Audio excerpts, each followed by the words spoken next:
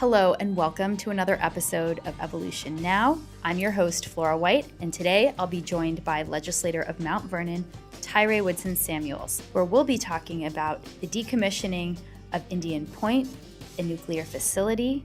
It's a highly contested issue, and we're going to be going deep and getting nuclear, quite literally, on this episode of Evolution Now. Tyrae, thanks so much for being here today with me. So I'd like to first start by diving right in and talking about a topic that's been on the public's mind, if you've been following, for the past few years, and that is Indian Point, a former nuclear facility that is being decommissioned and that was purchased by Holtec. Can you give us a bit of background about that? Sure. And Flora, again, thank you for having me on. And I appreciate starting out with this topic because it's an extremely important topic for a lot of folks, both in the environmental community as well as residents who are dealing with skyrocketing utility rates, right? Holtec was tasked with decommissioning Indian Point a few years back. Obviously, there was a halt to that effort. And why was there a halt? Well, again, there were some concerns about dumping this waste, if you will, into our beloved Hudson River. And so in the interim between then and now, federal regulators obviously had to do their due diligence. And in that due diligence, they found that the toxic waste that we see every time there's raining and flooding is actually more dangerous, if you will, juxtaposed to how we would decommission this nuclear plant. And again, this is Holtec and the federal regulators' opinions, but what the data has shown is that toxic waste wouldn't destroy the Hudson River. There's precedence for this. It has a 12-year shelf life, I believe, which means that, half of it will go away within 12 years? Exactly. Yeah, so this won't be something that sticks around in perpetuity forever and be a detriment to the environment. This is a process that other nuclear sites throughout the country and the world have followed, and that was their plan. Second part to that is this ruling came down this week in terms of Holtec having the ability to move forward. So it looks like that's what will be occurring, and that's short of the timeline from A to Z. So what was the reaction to this ruling, and can we talk a little bit more about what that means now? Sure. I think there were, like many things today in our political world and our news cycle, it was a polarized reaction. You had folks who were very happy, made calls very publicly on social media to reinstate Indian Point. And then you had those of us who, again, are a bit more environmentally leaning and was very, very upset and surprised by this ruling. Most thought it was done. And to be adjudicated in this way and Holtec given the green light, it was a surprise to me. And to take a step back for those who are just following along now, the state had ruled that Holtec would not be able to dump waste into the river a couple of years ago. But through the supremacy clause in the Constitution of the United States, the federal government can come in and say, hey, we're the federal government, and this is our ruling. And in this instance, in this context, that's all Holtec needed. And so looks like they're moving forward. So what's going to happen next in Buchanan, New York? Does this impact tax subsidies for the neighboring school? Tell us a bit about how it impacts the community. Well, that's a great point you make. Initially, Holtec and Indian Point specifically, provided a substantial amount of tax revenue to that area. And obviously, when the plant closed, that revenue was subsided and eventually cut off, and the school districts and the local municipality felt that. So that is a pain point that many are bringing up again. Hey, you can bring that back online. That's not bad, right? But, you do need local buy-in. It just is what it is. In New York State, which makes us a very unique state, is we have home rule. And so a lot of the zoning development decisions are made by local zoning boards, planning boards, the local council and mayor, the county or the state, and even the federal government. We can incentivize things to happen, right? Like affordable housing. But if that local zoning board or that local committee doesn't want it, it doesn't happen. So we need Buchanan's buy-in, and without their buy-in, unfortunately, it can't move forward.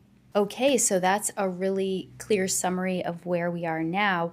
And what are the next steps as a legislator and as a member of the government, both on a county level and then also on a state level? What is to be done? Personally, as a legislator, I'm for Indian Point reopening. Be very clear about that. Why?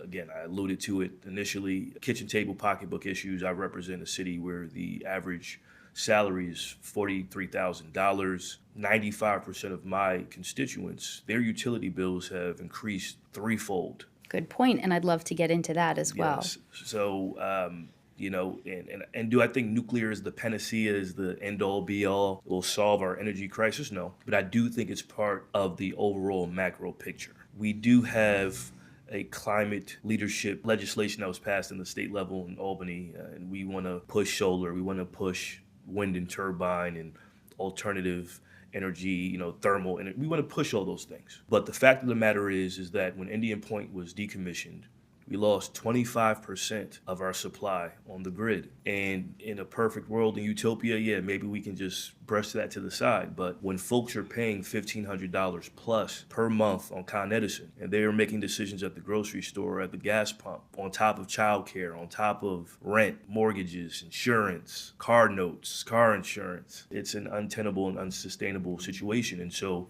I think in leadership, sometimes we don't sell ice cream. You're not going to make everyone happy. We don't sell ice cream. We don't sell ice cream. That's my favorite. I don't sell ice cream. I try to govern in a pragmatic and practical way and in a fair way that impacts the greater body and improves their quality of life. And I think in terms of Indian Point, until we have a sustainable alternative that can bring back that 1/4 supply that we're losing out on because Indian Point has been kneecapped, then I'm for reopening it. So that's sort of my position there. And how are we going to make up for the lack of energy that was produced by Indian Point? Battery, fossil fuels, what's the solution? Folks in my party don't like fracking. We want to really sink our teeth into solar and wind, as I've mentioned before. Some have mentioned battery storage facilities, these smaller facilities, but they're not reliable. You still not. need a backup source of power. Exactly. And funny enough, a lot of these electric generator databases or systems, if you will, they're all powered by gasoline and what have you, natural gas. So I think we need to be able to walk and chew gum at the same time. We need to continue to invest in these greener solutions, of course, but they're not at the point today where they can subsidize and support the entire grid. They just can't. We want to build affordable housing that has electric stoves and solar panels. We want more electric vehicles on the road, right? That's going to take more energy, and we're losing energy. We're going backwards. So my plan is to, as I mentioned, help reopen Indian Point and couple that and pair it with other complementary energy sources. If not, I don't see things changing. Right. We live 15, 20 miles from New York City. You wake up in the morning, zap, everybody's turning on electricity immediately. I mean, we're not in the middle of the country or in a remote place where energy usage is low, relatively speaking. So we do need a sustainable and reliable solution. There are a number of data centers in Westchester County, 8 or so. How is their use of energy contributing to our need to keep producing a significant amount of energy to support our region? Sure. It's not like, the majority, right? Like if we look at the Pareto distribution, it's not the 80%. It's probably not even the 20%. It's probably around 5 to 10%. But again, as we move into a more digital, more virtual, online, automated, robotic, artificially intelligent, driven world, we probably want to build out the infrastructure to support more data centers and more capacity, right? This is where the world is going. And America at one point in time was the clear juggernaut in terms of tech, in terms of innovation, prosperity that comes with this innovation. But we're starting to fall behind. Fall behind China? China and India, a few other countries. And if we don't make the investments today, we're going to suffer tomorrow. And I think that's one of my strong points as the youngest legislator on the board. And how old, if I may, how old are you? I just turned 33 two weeks ago, I think. So happy birthday. Thank you, Virgos. Hey, I just turned 44 since we're telling our age 2 days ago. Yeah, you said 24, right? Yes, exactly. But yeah, so I think I bring that perspective, that very unique perspective to this county board in terms of even implementing technology and AI into government operations, just day-to-day stuff, right? And people call the building department or city hall in the city of Mount Vernon or in the county government in White Plains. They shouldn't be put on hold or 15, 20 minutes and searching the website for 20 minutes, right? It should be 1, 2, 3. So innovation needs to happen across the board. Yes, ma'am. And you, as the youngest legislator on the Board of Legislators, of 17 legislators, have a vision for how that may happen in the future. And with regards to Indian Point, do your colleagues align with your point of view? Some of them do, some don't. And that's the benefit of being in a big tent party. We can agree to disagree. I'm not necessarily a contrarian, but I've had that streak for forever. You can ask my mom. So Tyrae, how are you collaborating with your colleagues on a county, local, and state level to find a solution around Indian Point from here? I'm actually just reaching out to friends in the industry, colleagues who are like-minded, and we're organizing. I mean, I actually was at Roosevelt Island 2 days ago for the New York Nuclear Symposium 2025. Met with the head of Nuclear New York. I met with the head of NYSERDA. We actually had a former Biden undersecretary for the Department of Energy there. He was also one of the panelists. So I learned a ton, and I met a lot of folks who have the same concerns that I have, and they're ready to organize with public sector individuals like myself, as well as private sector individuals. And what we have to do, like we do with anything, is we come together, we brainstorm, and then we execute. And that, in terms of Indian Point, would mean organizing in Albany before folks go back into session at the top of 2026. I'm doing some of the organizing on the county level in Westchester. We met some great folks from Nassau, Suffolk, and Rockland, and Dutchess. So we have a team of people that's ready to do the work, ready to educate folks. Because, when you look at the technology of some of these nuclear facilities 15, 20 years ago, it's night and day difference than what would be coming online today. Technology improves by leaps and bounds, and ever more so, rapidly nowadays because of, again, AI and technology. But it's ironic that we're in this age of AI and we're still looking at nuclear or fossil fuels. I mean, technically, nuclear is cleaner. It is. Than fossil fuels. Cleanest. And we're not quite there, as you pointed out earlier, technologically to go into solar, turbines, batteries.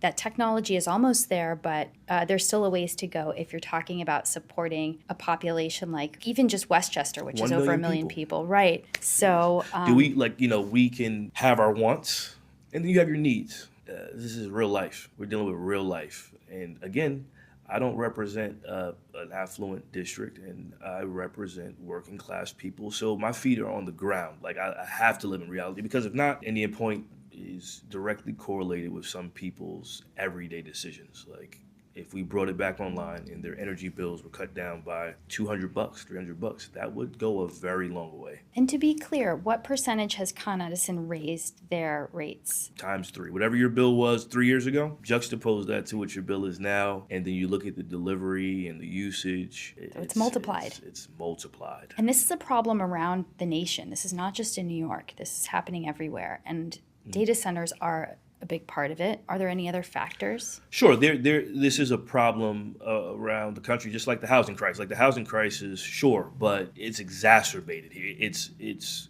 a problem in some places. It's a crisis here. We could face rolling blackouts in a couple of years if we don't fix this problem. Not because I'm trying to fearmonger people, but because of the climate goals we have. Again, I mentioned it before, we want more electric vehicles on the road, more electric vehicle charging stations. A lot of my friends have left New York because of the housing crisis. Well, if we're going to build more housing, we want it to be up to mustard in terms of the environmental impact. So that's going to draw more from the grid. I mean, it's very simple. Supply and demand. There's going to be more demand, and there's 1/4 of our supply was cut off just from Indian Point. I mean, where do we see this going? Where do we see this going? And there have been protests, right? Sure. Right. The government has protested Con Edison hikes. Help me unpack that. Isn't there a relationship between the government and Con Edison that we need to understand? Yes, ma'am, you have it correct. And this is part where it may get a little prickly. But we have to tell the truth. So the Public Service Commission has jurisdiction over Con Edison. Con Edison is a government-sanctioned monopoly. They have no competition. My understanding of monopolies is, one, you're not supposed to be a monopoly, but if you are a monopoly, maybe you should have some affordable rates, right?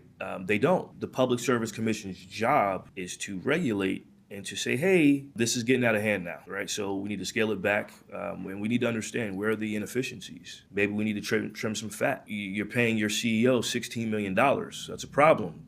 Taxpayer money. We have to have real conversations. Sometimes politics gets in the way of that. Sometimes I get in trouble for saying the truth, but I think people have a yearning more than ever for authenticity from their elected officials. We don't have to agree, but I want to know where you stand, and I want to know why. And I think that's some of the allure for Trump, Donald Trump. I will say that on camera, because a lot of my colleagues in the Democratic Party, we will rag on Trump, and Trump has done a lot of idiotic things, of course. So as unpopular as Donald Trump is, the Democratic Party is even more unpopular. He's hovering around low 30% approval rating. We're at low 20% approval rating. So we can either ignore that, or we can be introspective and make some adjustments, have tough conversations, or we can continue to do what we're doing. You mentioned that Trump has a level of popularity that Democrats haven't reached. Mm-hmm. Case in point, State Representative Melissa Hortman was shot and killed tragically a few months ago, and we haven't seen anything like the reaction that we are seeing now with Charlie Kirk's assassination. Sure. Why do you think that is? A few reasons, and I want to first say rest in peace to the state rep and rest in peace to Charlie. I think we got to call out political violence on both sides. Absolutely. And we cannot celebrate death and murder under any circumstances. Even if you disagree with the other side, it's violence is not the answer, right? One of my favorite quotes is, the best revenge is to not be like your enemy. So if you think they're violent, don't be violent. Be better. In terms of the reaction, I mean, Charlie, from my understanding, we're all kind of learning about him more and more as this incident occurred. Charlie had a worldwide reach, from my understanding, and also a national reach. This was a state representative in, was it Minnesota? Yes. So naturally, the reaction won't be as Donald Trump probably owes his presidency to Charlie Kirk because of his organizing and what have you on college campuses, without a doubt. The state representative in Minnesota, we all appreciate her public service, but I think it's apples and oranges. And to my Democratic colleagues, we could have done something. No one stopped us from holding vigils around the country. So I think it's in bad taste to say, why are you guys doing that for your guy when we could have just did that for our guy or our gal? But again, there's a lot of that in politics right now, just gotcha moments and comparing and contrasting. We need to come together, Republican, Democrat, Libertarian, Green Party, Independent, I don't care, right? Come together, and we need to figure out what we agree on.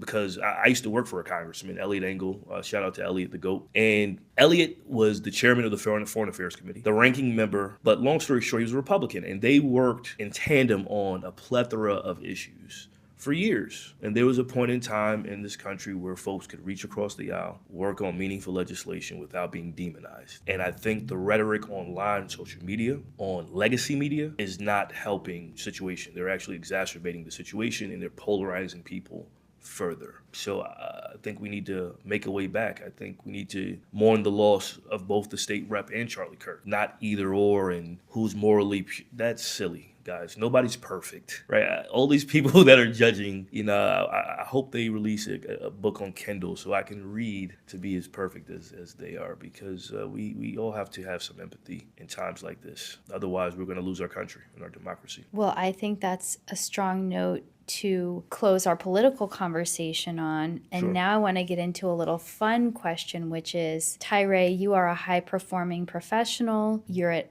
various events throughout the week. You are in meetings. You are doing a lot. How do you sustain your energy? What is your morning routine?